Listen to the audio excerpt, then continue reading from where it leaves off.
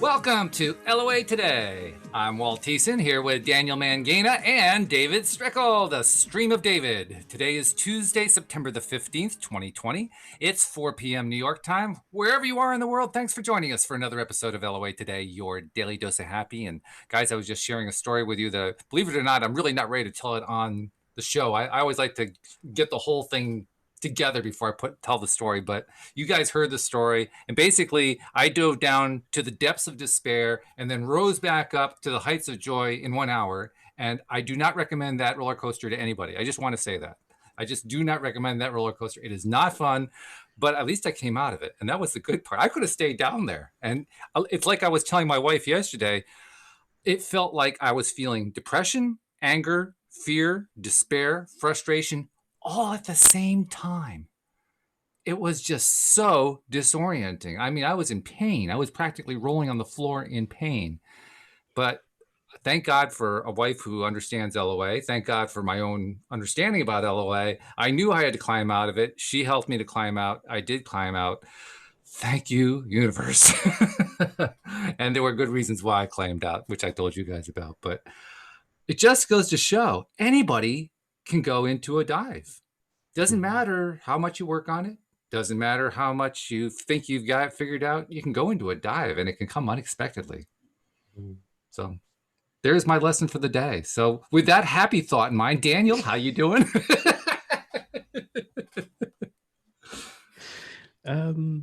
Yeah, so I'm doing generally fabulous. It's one of those, there's not really much unfabulousness happening at all. Unfabulousness. But there was this bit of weird thing with my energy levels recently, which is odd because I have these supplements that I use that have not failed me.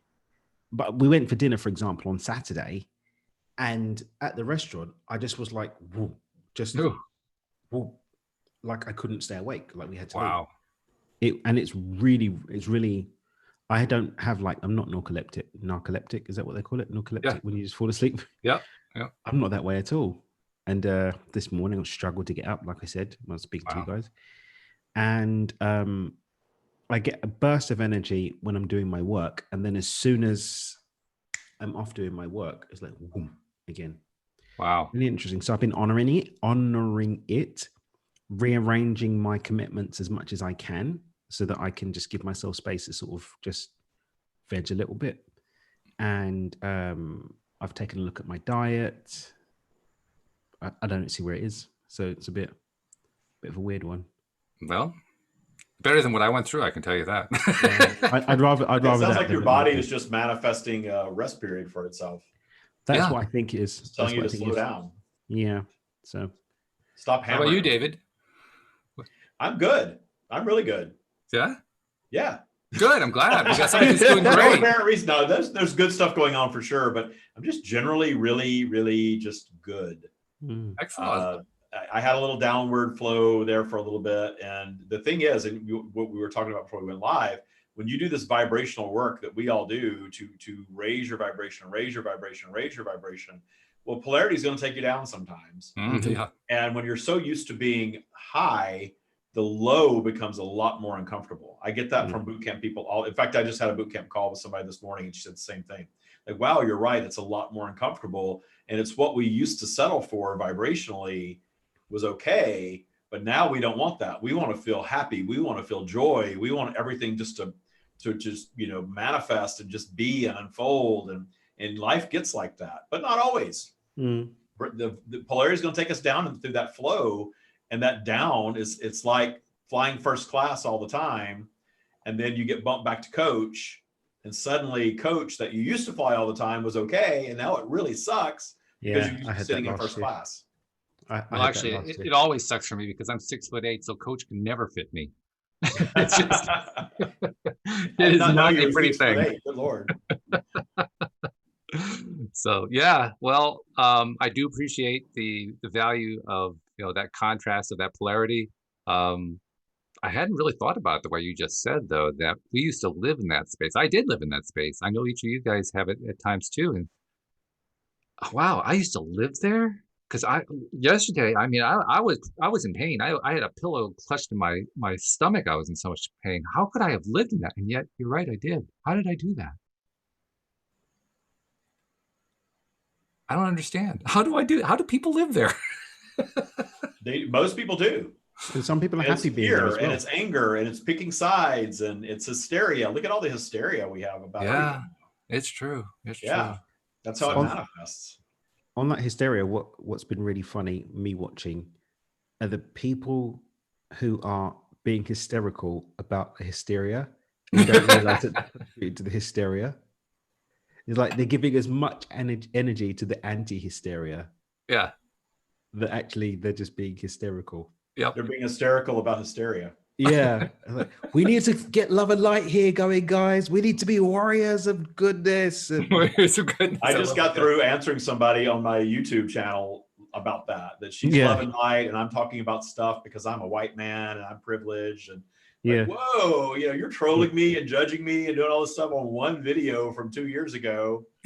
And she went into all that. I'm a light worker. I'm healing the world. The world is broken and damaged, and I'm healing the whole world. And every time I talk to somebody that says they're doing that, they're really healing themselves. And they're attempting to heal themselves by trying to heal the world. And, but you can get so caught up in trying to heal the world that you completely bypass the parts of yourself that need healing, though, right? Well, I think what it is it's easier to say I'm going to go heal the world rather than looking at your own crap. Yeah.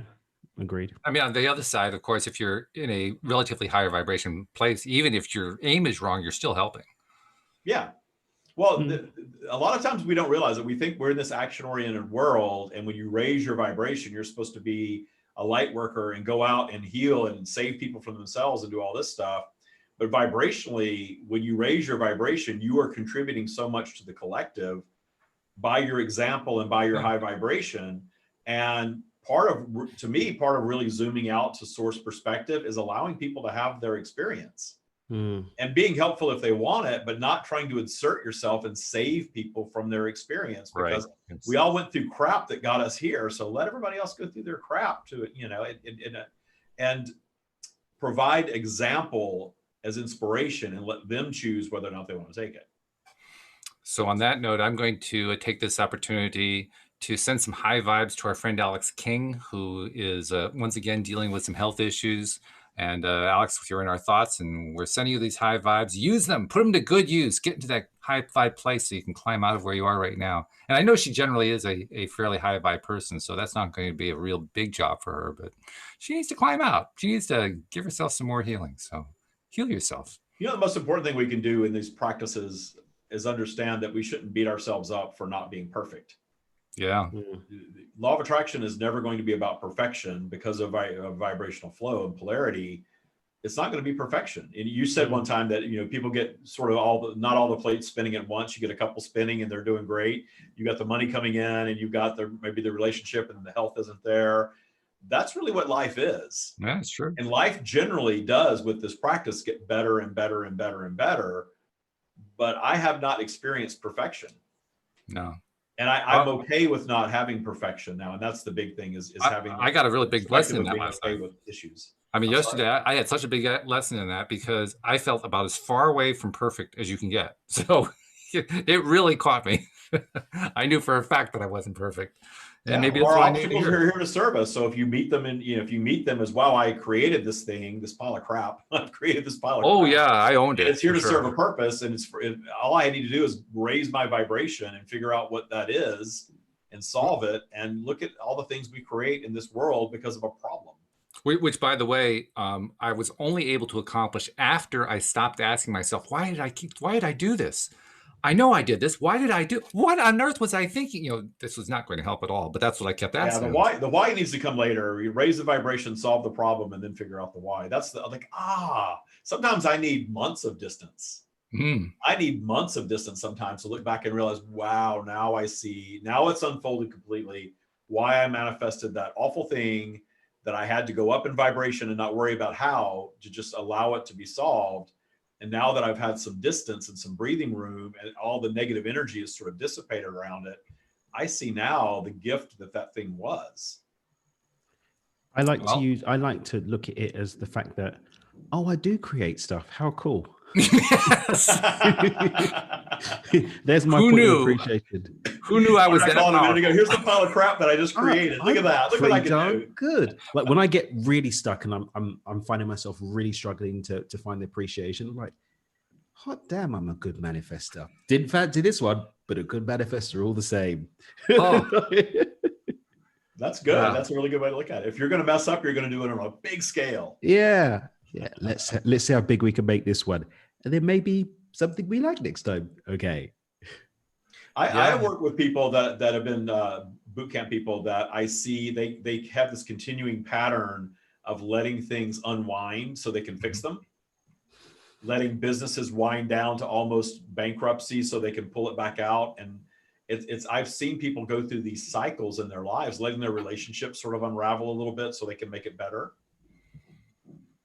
Process of creation. That was, I mean, you mentioned that with time you get a perspective on what happened. Now I've only had 12 hours or something like that, so I haven't had a whole lot of time, but I already have one perspective that has come to me, and once again I have to question my own judgment, but the perspective was I was giving the hospital a push because it wasn't doing anything. This hospital that I was involved with that was causing this, well, they weren't causing, but they were involved in the situation that led me to deep despair yesterday. And no, I wasn't in the hospital. No, it was not a health issue. It was something related to a service that I provide that was messed up. But the hospital had been doing their part regarding that service, and they were just kind of dragging their heels. So I had to go through apparently this whole great big crash in order to get them off their butts and say, well, geez, we really ought to get this thing done. So you provided an added value service for them. You should build apparently it. Yeah. I wonder if I can definitely request a bonus for bonus. There should be a clarity charge for that's right. No, and a spiritual enlightenment charge. That's right. That's right. And fairy cakes and rainbow dust are not accepted. There you go. I love it. You might get a spiritual payment, right? Oh, I just sent it by Vortex Gram. You didn't get it yet? It doesn't look like you're vibrating. You didn't get the vibration? You didn't get the vibration. Have you guys seen that JP Sears video? No. How spiritual people make money? No. You haven't seen it? No. Probably should. I need to send it to you. It's amazing. Okay. It's absolutely amazing. Sounds great. Yeah. His mockery is mocktastically wonderful. Mocktastic. Ooh. There are great. You coin fabulous words. I don't know if you realize that, but you coin really fabulous words. I got it from the field. It was a manifestation. I didn't do it consciously. It came to me. Oh, great stuff. All right. Well, we do have a few things for the stream. So David, why don't you make your connection and we'll have a little conversation there. And in the meantime, while David's making that connection, I will remind people that you also can get your questions sent in to have the stream answer them live on the show. That's what the contact form is. The question form is on the LOA Today app. Bing, bing. One more reason for having that app. So if you haven't downloaded the app, what are you waiting for? If you have downloaded the app, use it. Send us a question. That's why we have it in there.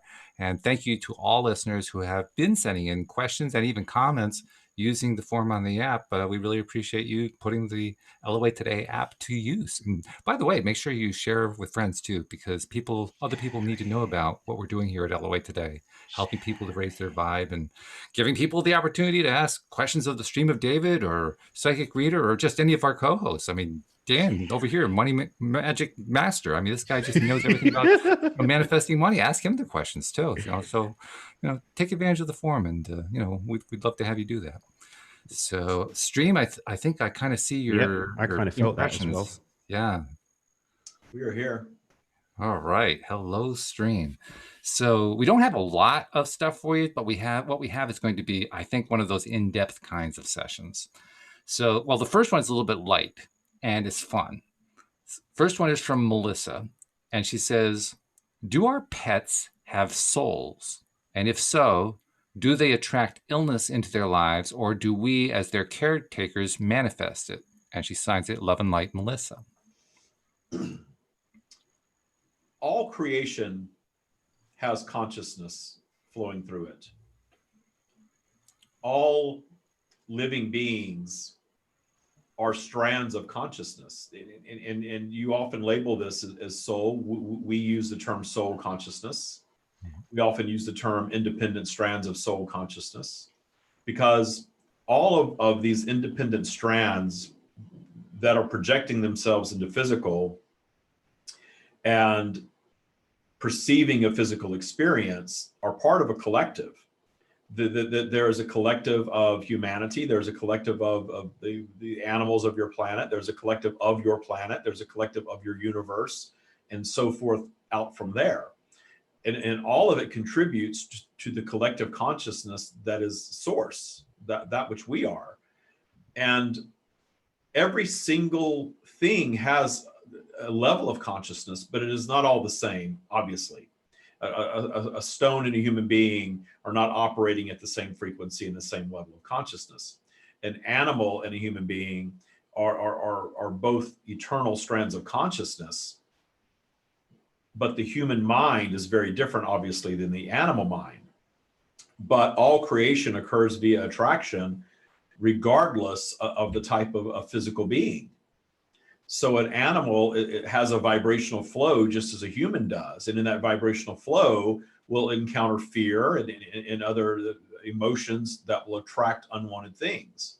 And ultimately, all physical beings are designed to have a span of time, and their being experience is designed to wear their physical bodies out and return them to their completed state.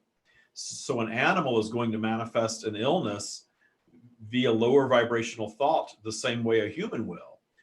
Humans are far more active with their thought process, though, and notice that you have created many more illnesses based on your fear and your focus upon than your animal kingdom has. Your illnesses are more complex, but your bodies are also more complex. And an animal has its own vibrational flow, but an animal can also take on the vibration as a collective in a household. Of the household, notice that a household of hypochondriacs will likely have a sickly pet. There's a collective consciousness in that unit. And the focus upon the animal's lack of well-being can be absorbed by the animal. And the focus upon constantly trying to tinker with its health, or constantly taking it to the vet and things of this nature, are hypochondriac behavior by the human that is negatively impacting the pet. Mm-hmm. Yeah, that's true. In fact, the experience that I had last night reinforced that second bit for me, because we have two cats, two black cats. One is mostly an outdoors cat, except during the winter. The other one is more of an indoor cat. And in the midst of what I was going through last night, my wife decided, okay, we got to get some takeout, and you just got to eat some food before you do anything else, because right now you just kind of need to regain your balance, and the food is a good way to do that. So we went to get some food, and while we're outside, my cat comes up to me, and normally he wants attention. He's like a very social cat, so he came out to, he generally comes out to anybody who will come outside, because we're in a complex, and greet them and rub up against them and ask for pets and so forth. Last night, he came up to me and rubbed up against me and stayed there. He was just leaning against my leg and looking at me. And what I interpreted immediately from that was he was feeling how low my vibration was. He wanted to have some way to help me raise my vibration. It was crystal clear to me. Mm-hmm. So when you were describing how cats, dogs, any other kind of animal can have that kind of connection with us and can experience that kind of vibration, I was saying, well, yeah, it's exactly what happened with my cat last night. And also regarding Melissa's question, that the way she started off, she said, do our pets have souls? I think she already knows the answer to that. I know for a fact that they do. I can just tell. I mean, both of my cats are so different. I mean, visually they look very similar, but they are two entirely different personalities. And I don't know if you guys have ever noticed this. Cats have a way of communicating by blinking eyes. If they blink their eyes at you, first of all, it means that they consider you to be friendly. And somebody that they're close to. And second of all, they use it as a signaling system. And I've learned some of the signaling. So I can blink my eyes in communication with the cats, and we understand each other on it. And I just think, wow, that's so cool. But it also proves, of course, they got a soul. Of course, they're conscious. It's so blatantly obvious to me. So, and I suspect it's probably true for Melissa, but she was just asking just to be sure. So just wanted to share a few comments. The beingness that you are observing is what you would call a soul. Yeah. And it's an amalgam of all of the other forms of being that particular animal has been. Mm-hmm. and will continue to be. Yeah, and that's so cool. I like that. So, anything you want to add, Dan, before we move on? Well, what can we add to the source of all creation? It's like the source of all creation is spoken, but I just want to add my 2 pennies.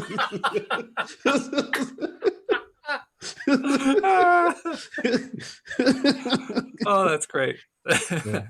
Well, then let's see if we can feed the source of all creation something a little bit more complex, okay? Give a bit more juice. A little more juice. Okay. So this one actually comes from Avinash, who was one of our first questioners back when we first started taking questions for the stream.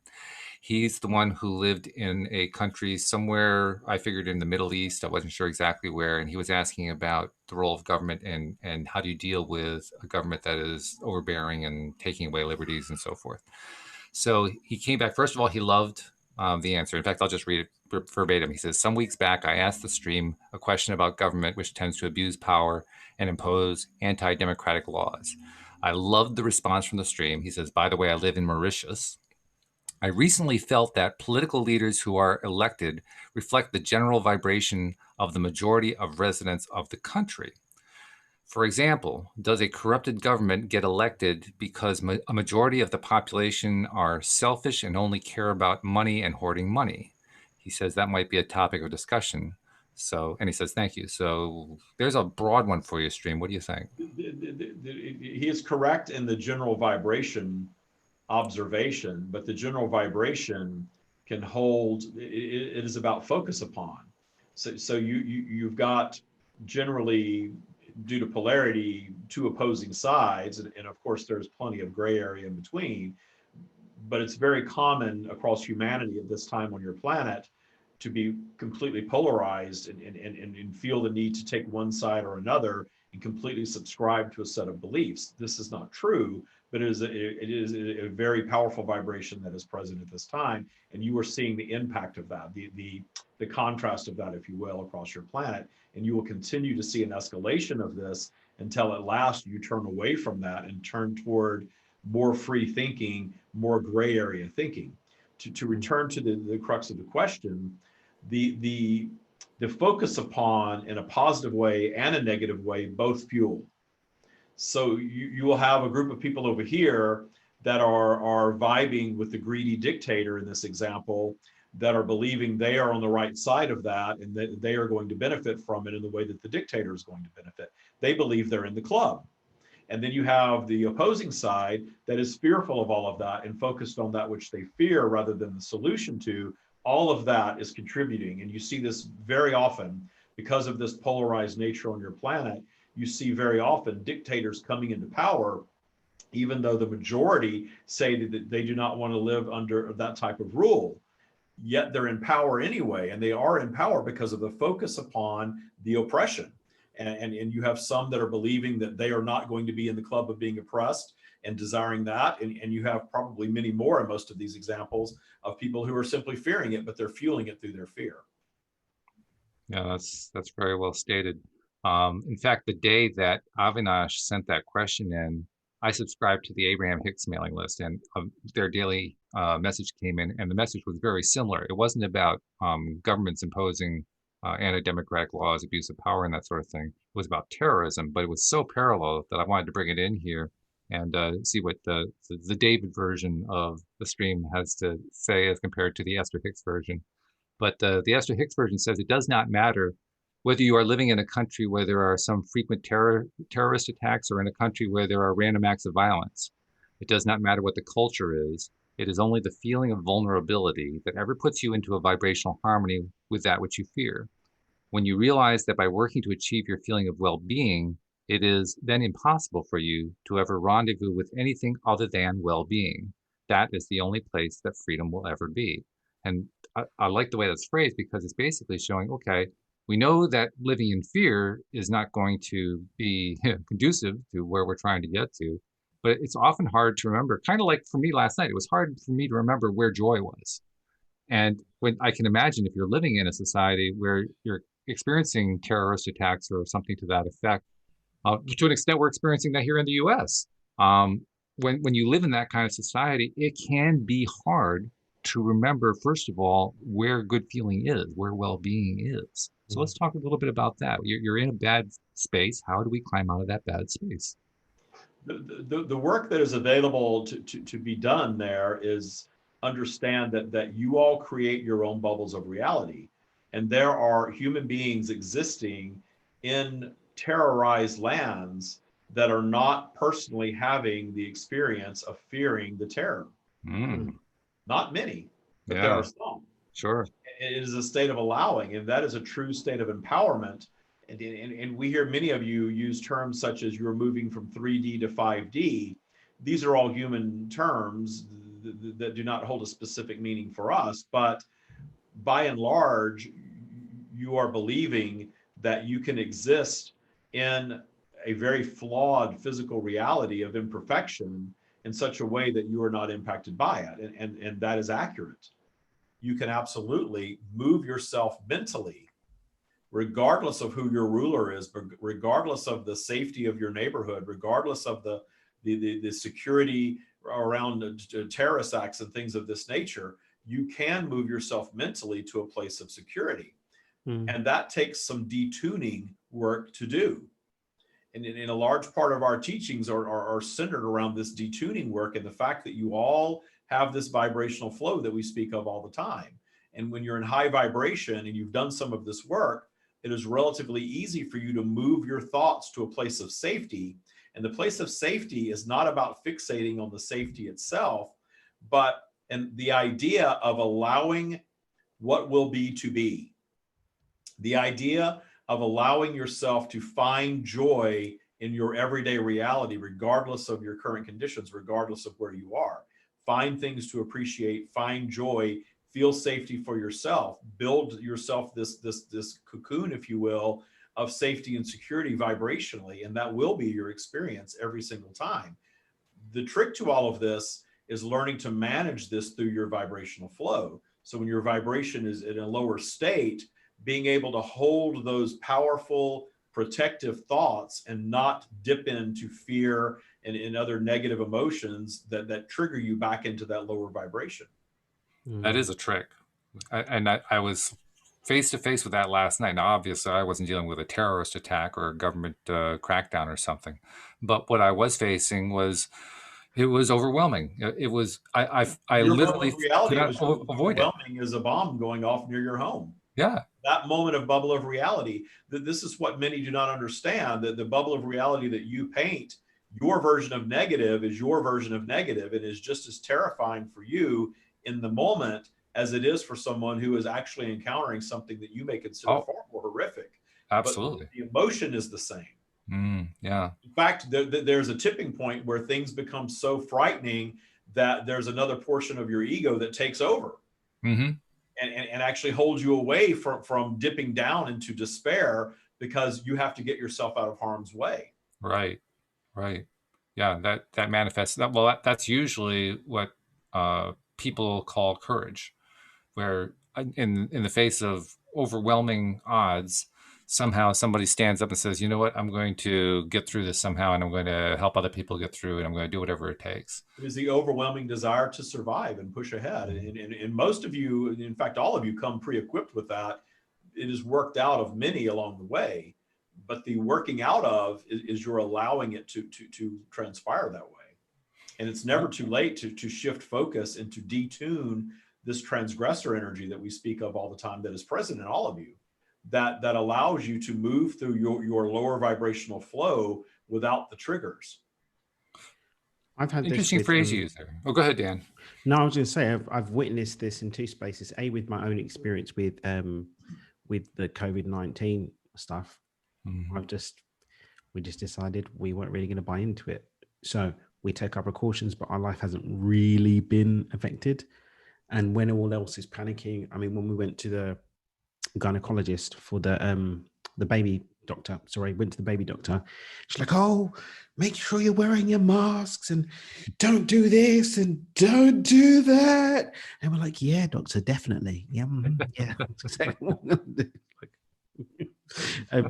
And you see the same as well with some African Americans that are very upset about being told that they're oppressed because they're genuinely not feeling oppression.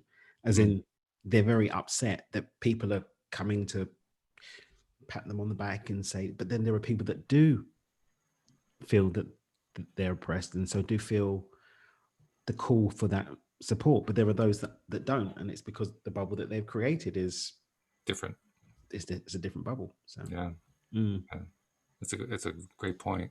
And when the thing that I wanted to go back to, I'm trying to remember what the phrase you were using. I didn't write it downstream, and I should have, but you used a great little phrase there to describe that process. What was the phrase you used? Oh shoot, I should have written it down. It was about the process of what it takes to avoid going into the depths, and what did you call it? I can't remember what it was. We were speaking of natural vibrational flow and the fact that there is transgressor energy that can be cleaned up. That we speak often of when you are in high vibration. One of the reasons that you meditate and clear your mind to raise your vibration to a point where we describe as neutral, which is little to no thought. And the reason that you are raising your vibration to that space is because you can connect in with our energy, because we exist in neutral and above. We sort of latch on to your energy, and your version of us pulls you up. Your transgressor energy acts exactly the same way in reverse. When polarity pulls your vibrational flow down, as it naturally will flow, your active transgressor energy grabs hold of your vibration and drags it down. These are your fears and your triggers. But if you are detuning fear and judgment from your life on a consistent basis and detuning your transgressors through appreciation, that cleans all of that lower vibrational energy up. And now you can move through a downward flow without necessarily being triggered and without manifesting the obstacles to the degree that you once did. Well, that's another word in there that I like, the detuning. Detuning is an interesting word to use. Why detune it? You make it sound like there's a tone that's being changed. There is a tone that is being changed. You are shifting the vibration of something. You are not eradicating it. This transgressor still occurred. We will use the example of being abused as a child. The abuse itself is a transgressor. The one who abused you in this example was a transgressor. That is transgressor energy. And many of you that have had things such as this happen early in your life or at any point continue to tell the same story about it, how awful it was, how horrible it was, what a monster the person was. And you keep this vibration active by hearkening back to it in the same way over and over again. Sometimes it gets worse. That is negative. That is transgressor energy. And you can go through a space of forgiveness and tell yourself that you've forgiven the person, you've gotten over it, but you have not truly detuned it until you find a path to appreciation of it. And that path of appreciation, you are disarming it.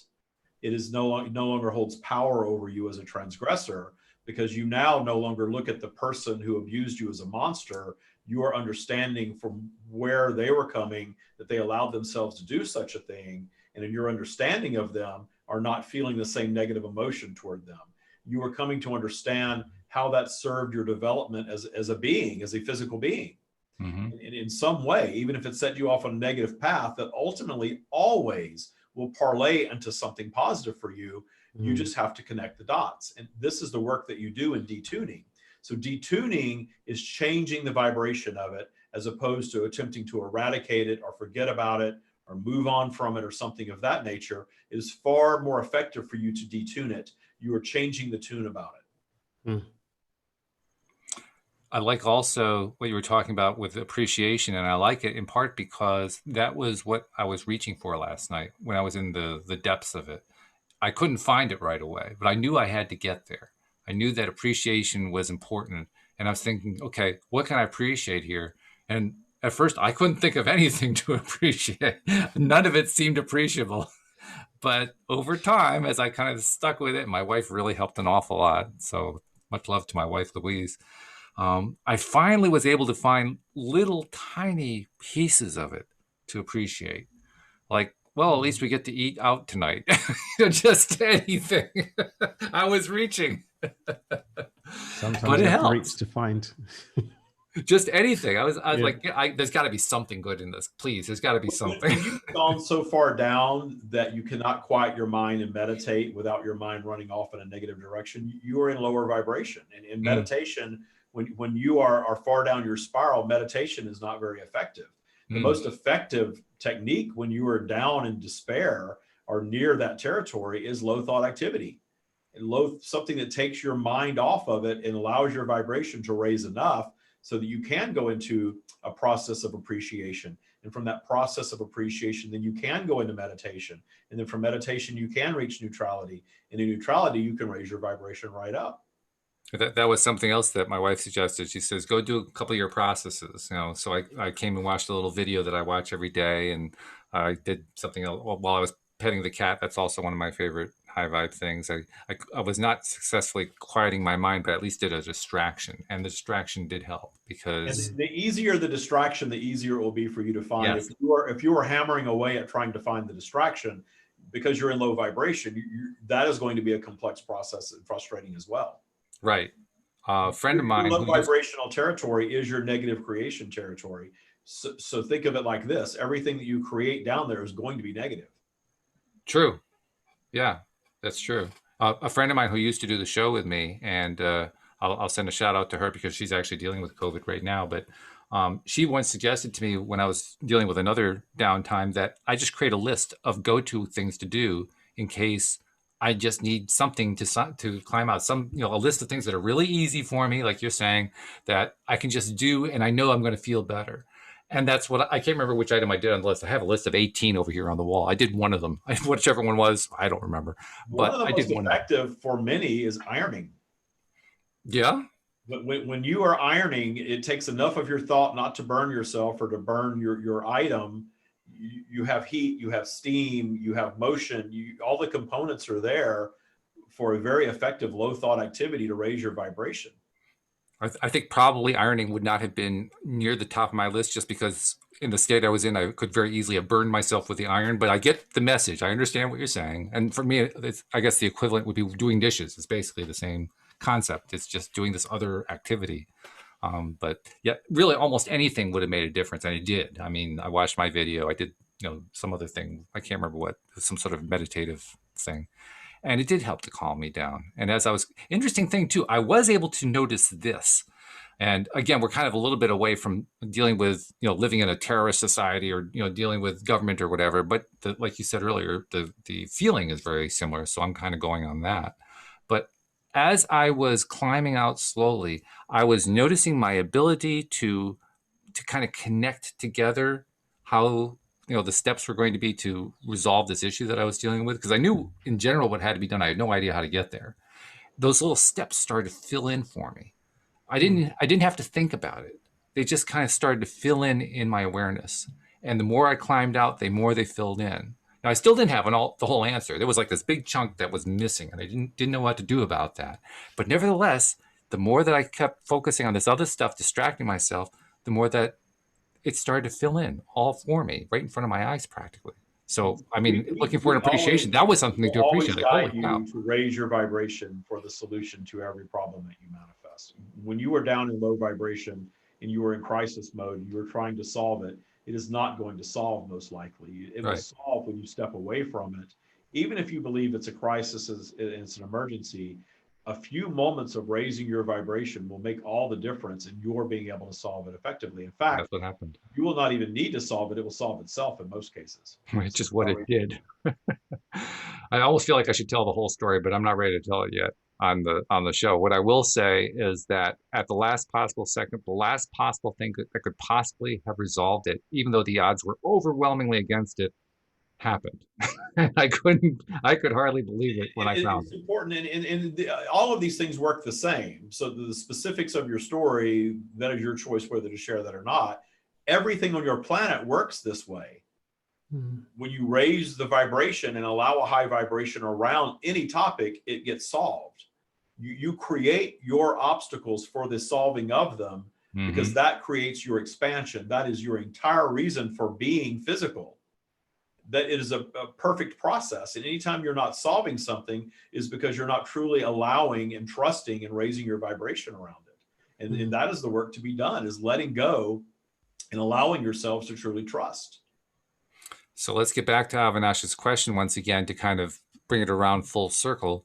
And he was asking specifically about dealing with living in a country that's anti-democratic, government is cracking down, abusing power, and so forth. And you made the point earlier, there are a small number of people who manage to live in places like that without being impacted by it. They basically just, it's almost like they're living in a different place, although they really are in the same physical general area. So let's talk about what it takes to maintain and build that bubble and then maintain that bubble.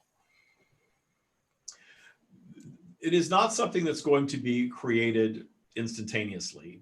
Anything is possible. Anything could be created instantaneously. Mm-hmm. But when you have a vibrational flow present and you have an active vibrational set point, you are all living your vibrational set points. This is why if you desire to live differently, more extravagantly, and you find yourselves on a path of earning more money, very often you find yourselves right back to where you were before. Or if you have a sudden windfall, suddenly something's going to come around and snatch it right back away from you and take you right back to where you were before. This is your vibrational set point, and shifting a vibrational set point takes some effort on your part. And the effort is the detuning work. The effort is the changing your habit of focus work. That is the work, and that is the effort. We will state that it can be instantaneous, but when your minds are running on autopilot, your subconscious minds are recreating this vibrational set point for all of you all the time. It's possible to change it, but it does take effort in detuning transgressors and trusting more, changing your belief system, and allowing yourselves to release the very powerful vibrations of fear and judgment. And judgment is rooted in fear. So it's all really fear. When you do that, then you begin really, you gain the tools to really start moving that vibration up, and you can move your vibrational set point up significantly from there once you learn to do that work. Talk a little bit more about that fear aspect too, because it is all based in fear, but it seems at times like it isn't, especially if we're enmeshed in the middle of it. But I think that's a really important point. Talk more about why that understanding of that as fear is so important. If you look at the lower vibrational range of emotion, all of it is rooted back to fear. Doubt, worry, envy, all of it. It all comes back to you fearing something is not going to work for you, or you fearing something negative is going to happen to you. And you're building out a scenario, perhaps based on something that's happened in the past, or something that you have observed happening to other people. You're building out a future scenario that is fear-based, based on the worst possible outcome, and holding yourself in place. This is a component of your ego that seeks to protect you by holding you in place. And it is very stimulated at this time on your planet because it's been used to control you for so long. Think of all of the things that have fear woven into them that you act upon. Your politics is very fear-based. Your religions tend to be fear-based. Much of your marketing is fear-based. Buy our thing or you're going to suffer XYZ is a very common theme in your marketing. Yep. Your relationships, your health, your money, your job, your businesses, everything roots back to fear, and fear is used to motivate you. So that's a highly stimulated component of your egos, but it can be detuned. And we always guide when anyone asks us what they should do, how they should make a decision. We always say, remove fear from the equation and gain your clarity. If you could not fail, if there's nothing to be fearful of, in fact, if fear does not exist at all, what would your choice be? And then understand that there are other beings on your planet that are making those choices without fear and achieving what you want. The thing that you want, as soon as you want it and dream it, it is created vibrationally. That creation is going to be manifested in some way by someone at some point. You get to decide vibrationally whether you grab that thought and allow it to come to fruition or not. And if you do not, it still exists, and eventually someone else will, because it's been created. It's going to manifest for someone. That's an interesting point too. The idea, and this is something that Abraham has voiced through Esther. So it's very, very similar. The idea that when we think a thought of some kind, especially when it has an intention, it has a I want that, I desire that attached to it, it's created forever. It never stops being, does it? I mean, we may move away from it, we may lose interest in it, or stop vibrating to it, but it continues forever. That's the nature of what we talked about a week or two ago. I guess it was about 2 weeks ago, where I was asking you just in general. Well, when we engage in contrast and we think something and a thought is created, it's creating new energy. That's the expansion of the universe we're talking about, and it doesn't stop. It just keeps spinning and spinning and spinning and spinning. That's really amazing. Eternal. Consciousness is eternal, ever evolving and ever expanding, but eternal. Mm-hmm. In the expansion, there's new thought that is created that expands thought. And it does not cease to be just because it is not yet manifested in physical. And in some way, all thoughts will express themselves in physical. Mm. This is why we state, when you come up with an idea, the idea is there, it is created. At some point, someone is going to, for lack of a better term, steal your idea, because you've created it for the stealing of. And many of your greatest creations on your planet have been stolen ideas from other people who do not allow them to manifest. So even if I'm a person who complains that I never manifest what it is that I want, in fact, I've manifested everything I want. I just did it for somebody else. You are creating it for the benefit of someone else. Yeah. Yeah. Which is an entirely different way of looking at it. Usually we think of it as, well, it just never showed up. It never happened. If you remove fear and judgment from the equation, there's absolutely nothing wrong with that. Mm-hmm. Mm-hmm. In fact, it could be quite nice. You can get the karmic payoff of acknowledging that you gave it to someone else if we wanted to go to another level, no? That would be a zoomed out way of looking at it, rather than being bitter and angry with yourself for not manifesting it physically yourself. Yeah. Mm-hmm. Yeah. That's what I would do. That if you created something vibrationally and someone else came along, again, lack of better human terminology here, and zaps your creation and allows it to manifest for them and not you, now you see how easy it is to manifest. Mm. Simply think another thought, create another creation vibrationally, and allow yourself to be the one that manifests it. Very often, the reason that you get into these vibrational set points is, and we have spoken of this on here before, is this vibration of never again that creates the abundance block, that builds the wall. You allow yourselves to get burned one time, and then you allow that to be the story that is told, and you create this vibration of never again. So you then never allow yourself again to dream as big, or to try, or to trust. But if you remove fear, you are allowing of all that again. You allow yourselves to fall in love over and over and over again, regardless of how many times you've been burned. And who wins in the end? The one that allows themselves to fall in love and be burned over and over again, or the one that never allows themselves to fall in love in the first place, out of the fear of being burned? Who has the richer experience? That was one of the wonderful things about the discussion 2 weeks ago, because we focused on that concept of trust, and you were really elucidating quite clearly how important that trust is, and making it very clear, I thought, how valuable that trust is. Trust is actually of great value to us, much more value than we often give it in our conscious deliberations. And trust is everything, because your ability to actually manifest whatever it is you're looking to manifest boils down to trust. Mm-hmm. Because when you remove fear, you then allow yourself to trust. Mm-hmm. Because there's no fear of failure. There's no fear of not having. There's no fear of experiencing pain or loss. You're simply trusting. Do you think it's accurate to say that trust, in a sense, is the opposite of fear? You could say that. And the idea of trust is you are trusting the universal process of creation, so much so that even when you manifest an obstacle, you understand that in your broader trust of the universe, that obstacle was placed there to allow you to create a more perfect version of whatever it is you're looking to create. This is not about simply thinking a thought and having it fall in your lap. That is why creation does not operate that way, especially around the things that you consider important. Because when you consider them important, you are pondering them often.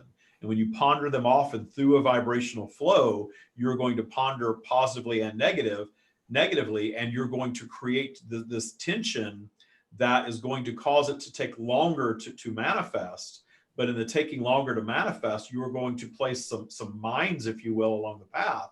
And each one of those mines that you step on that ignite creates an opportunity for you to create something bigger and better and more perfect than before. It is the universal process of creation. This is why your wealth and your relationships and your improved health and all the things that you think are so important for your happiness take a longer to manifest. Wow. There's a lot of depth in that statement. A whole lot of depth. I'm going to have to replay that one a few times to make sure I really got it. But yeah, that was really good. So anything to add, Daniel, or do you have nothing else to add to what Source Energy is saying? Not really adding, just maybe just calling attention to, obviously, when there's that much depth, there might be so people that stripping it away, really. And one of the things I love to remind myself is that I've only ever seen a reflection of my own face. I've never actually seen my own face.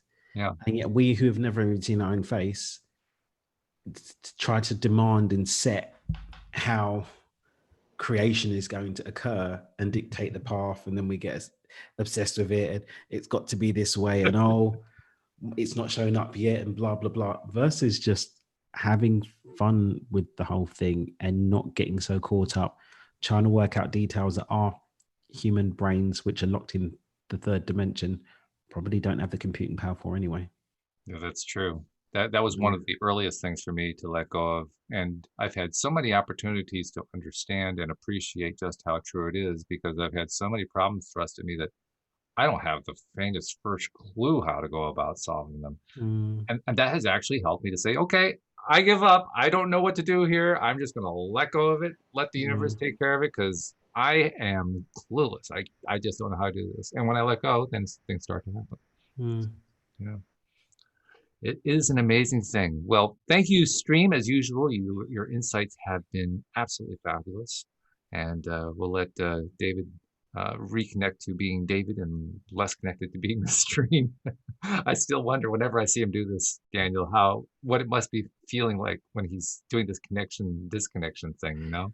I too wonder. And then I think, do I wonder enough to try it? Yeah, me too. Happy just to let someone else do it. It's like being plugged into infinite consciousness. Do I want to watch it on TV or be in it? Exactly. It's very, very, very overwhelming when you start really allowing it. It took me years to verbally channel. Almost 50 years to verbally channel. The energy that comes through and the thought is very overwhelming.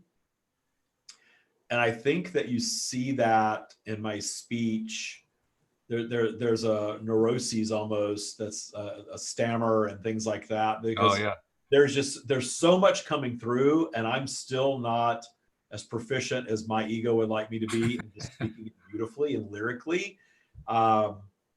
Well, I got to give you some credit. I think Esther does that with Abraham very well. I think it's very beautiful and lyrical. But you listen to what Esther first was. If you listen to the first tapes, very different. Very different. It was almost like she was trying to force this voice from beyond or something like that. Yeah. Very different from what it is. Mine has evolved. If you listen to my very first couple of podcasts, it was very high pitched and really. And I really set the intention for it to be more like me, but not me. And I think that's what I've got. But still, there's like, you ask a question, and there is instant clarity, but then verbalizing that instant clarity in the English language with my vocabulary is odd. And I can tell you that, and Gary Bodley, who also channels, says the same thing. The more I channel, the more I don't have a good memory anymore. There's things that I don't remember. Like I don't remember, like many of the shows that we've done. You might say something, reference another show. When I'm here and it's not the stream, I very often don't even remember what you're talking about. It's really zapped my memory. And I don't think I'm getting Alzheimer's at 52. It's just something about channeling that just zaps. It takes some of my brain power away in other areas. There used to be areas of my business when I worked for somebody else, I was on top of all sorts of things to the tune of hundreds of millions of dollars of business. My business personally is a lot smaller than that, but there's aspects of it that I can't handle anymore. Mm. I just can't. I was talking to Dan about some aspects of his business the other day, and it just started boggling my mind. Like, I can't. I need to go hire somebody. I'm working toward that. It's just hiring somebody to run all of that, and I'm just going to write and channel, and that's it. Well, hey, as long as you know that you're David Strickle, that's really all you need to know. I still am aware of who I am. Yes, that's good. Yeah. Thank you, because you're pretty cool strand of consciousness, David. Absolutely. Won't want that to get lost in the ethers. Yeah, it feels good to do it. It feels very good to allow their energy to flow through, and especially when it's been very deep and kind of loving energy. I can't describe that feeling. There are times when I go into these longer, when we do the summits, where I'm on for like 2 hours, I'll start crying at the end. I think Dan's been on some of that. I've been a couple, yeah. There's tears pouring through my eyes at the end when it's going really deep. And wow. It's just like, I can only handle so much prolonged access to all of that. Yeah. Well, when you were talking about the stammer, as you described it, it's kind of a stammer, where you're trying to turn it all into English and so forth. When you're actually receiving that information and transmitting it, I can actually almost feel that process. I can feel you. It's almost like you're waiting for the words to come. Like, okay, if I keep my mouth open, something's going to come, and then it comes. Yeah. Well, it's not like they are possessing me. It's like this instant just knowing. Mm-hmm. And when I'm in high vibrational state, it's all the time. But when I'm specifically setting intention to channel, it just comes and it comes and it comes. And it's like, wow, that's so clear. And then when people ask questions about things that are otherworldly, I get such clarity on what UFOs are about, what life on other planets is, what all these, all this stuff, but there's no words to find to really describe what I'm getting. And that's the challenge of it all. That's where I get stammery is there's no word for this. A lot of people who do this kind of work have written or described on interviews and so forth how it is so overwhelming that that's why there is no words. There's too much there to turn into simple English words. Yeah. Is that it? Well, think of just infinite creation.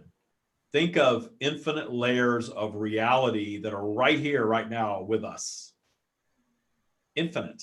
Mm-hmm.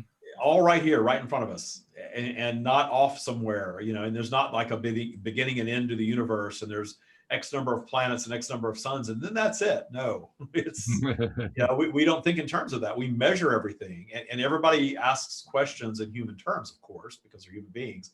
Right. And all of the quantifying and measurements and how old are you and how long have you been around to the stream, all of those are really interesting to me. The only question, and I don't remember where it was, I don't think it was on this show, it was before this. Somebody said, well, what is the source of source? No. What was before you? Yeah. And if I recall right, the answer was their original thought, they are all that is. And due to just expansion and evolution, they've expanded and evolved into all this. Yeah. But to their knowledge, there was nothing, because it's still consciousness. Mm. So to their knowledge, there was nothing before this. And that was the only time I thought, oh, yeah. I just heard the stream say to our knowledge. Yeah. That effect of to their knowledge, there was nothing before them, and they are everything, and they are our original thought, and they are infinite and all this stuff. And I thought that's, we don't know that. That's very interesting. But I think going to the stream level is enough for me. That's a lot. It's a lot more than way beyond human comprehension. So it's plenty for me right now in this lifetime. The other thing I wanted to mention while you were describing, it's more than just a few planets, stars, and so forth. I don't know if you guys have seen it, but there's the new Secret movie, The Secret Dare to Dream, which I've seen now a couple times actually. It's pretty good, by the way, for those who are interested. Is that Katie Holmes? Yes, Katie Holmes is the star. Yeah, it's so good. So you thought that was pretty good? Yeah. I wouldn't call it a great movie, but it was watchable. I enjoyed it. Okay. So yeah, it was pretty good. Hey, put it this way: there aren't too many movies I watched twice, and I watched that one twice, so it can't be all that bad. I'll have to watch it and see. But the reason I mentioned it is at the end of the movie, as they fill in the finish of the movie, they start panning away from the couple, and then they pan away to a country view, and then to a planet view, and then to a solar system view. and then to a galaxy view, and then to the galaxy as part of a larger galaxy, and then that part of that cloud is part of a much larger galaxy. They just keep panning back and back and back and back. And by the time they're done, if you've been watching it and thinking about what they're saying there, your mind is blown because it's too far. It's just too far. So that's kind of what I imagine you experience when you're receiving this. You're just receiving this, boom, this infinite. And now I want to watch the movie stuff. because I judge, my ego judges The Secret. My ego judges The Secret as it's very surface, it's very commercial. The stream says it's perfection because it turned a whole planet basically onto at least the idea that you create your own reality, because it is one of the best-selling books of all time. It got that idea out there. Most people have heard of law of attraction now, at least. Right. Yeah. Where before that book, that wasn't true. So it did its job. It was the vehicle that got people from there to here. And then, maybe Abraham takes a little deeper, and then maybe the stream and whoever else is going is kind of coming behind that thought is taking it to a different place. And that's all perfection. It's and I think what this new movie does is it does the same thing with a fictional perspective, because it's a fictional story rather than a documentary. Well, trying to teach law of attraction through a novel story, right? And I would say that it sets the bar rather low so that somebody else can come along and create something even better. But it sets the bar.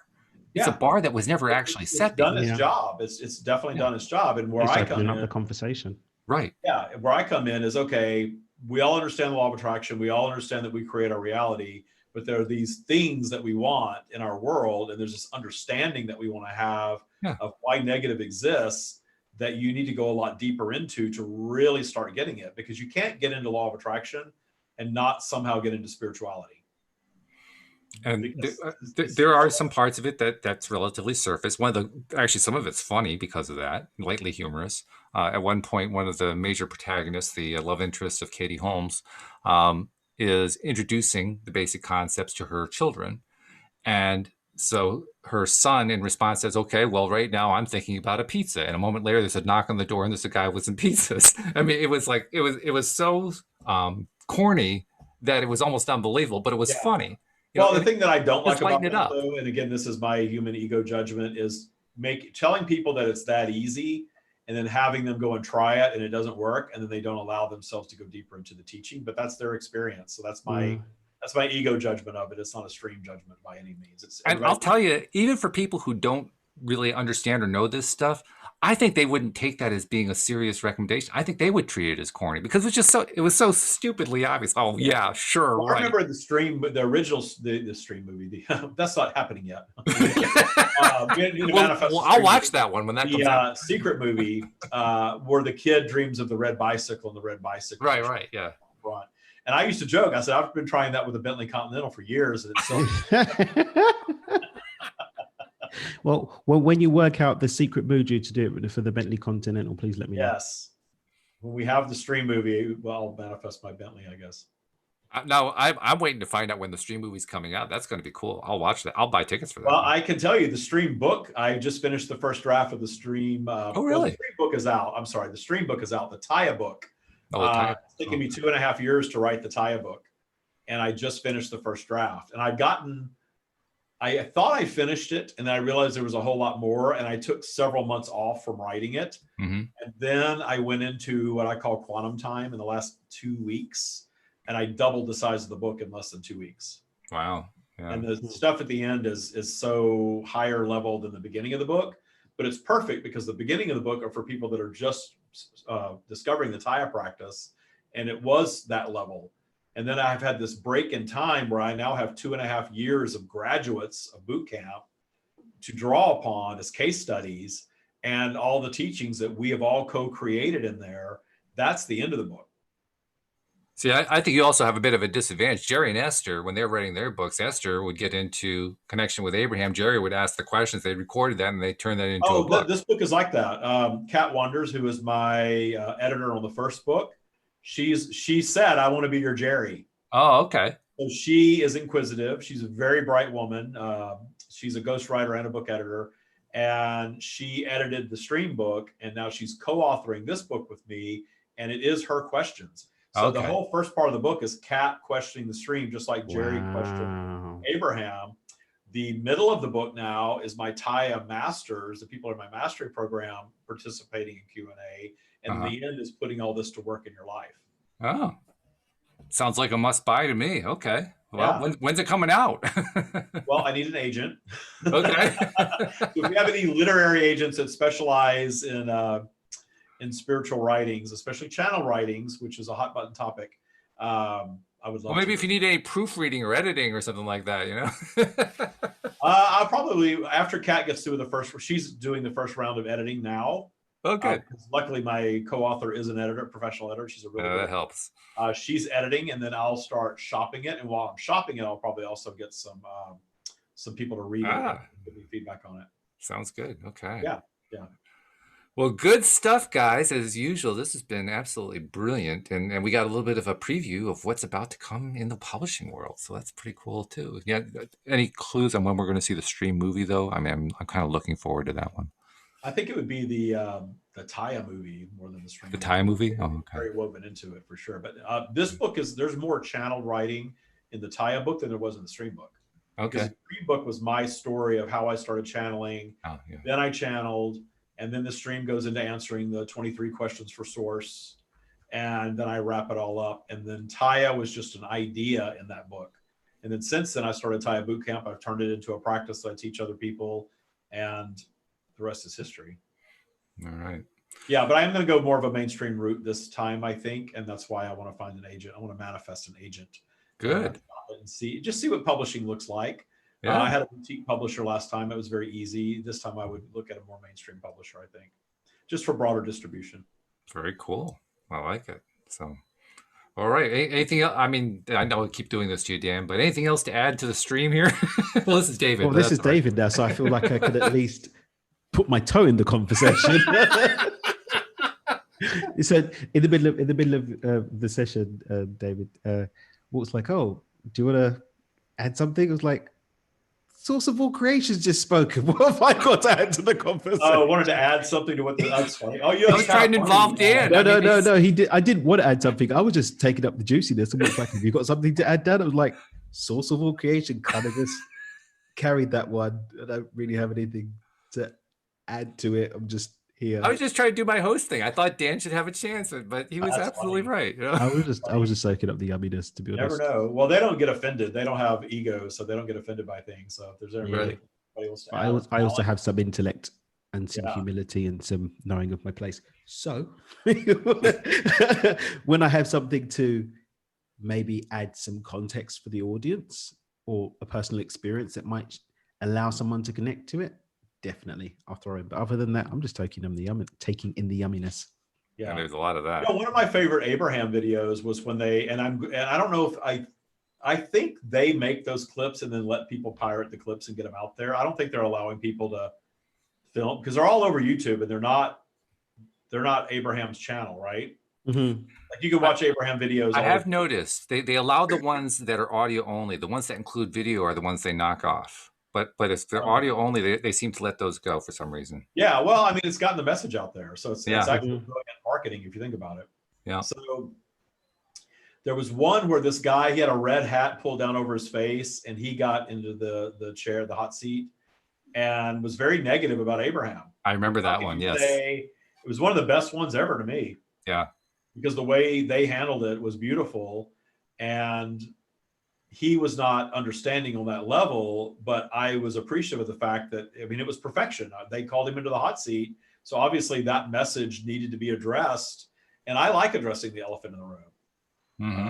And a lot of times people land on these channel teachings and don't know what they're absorbing. And it is a lot. And there is a lot of judgment, a lot of walls that go up around it. And there's even in our mastery meeting the other day, there's something out there about this movie that's on Netflix and it's supposed to be promoting pedophilia.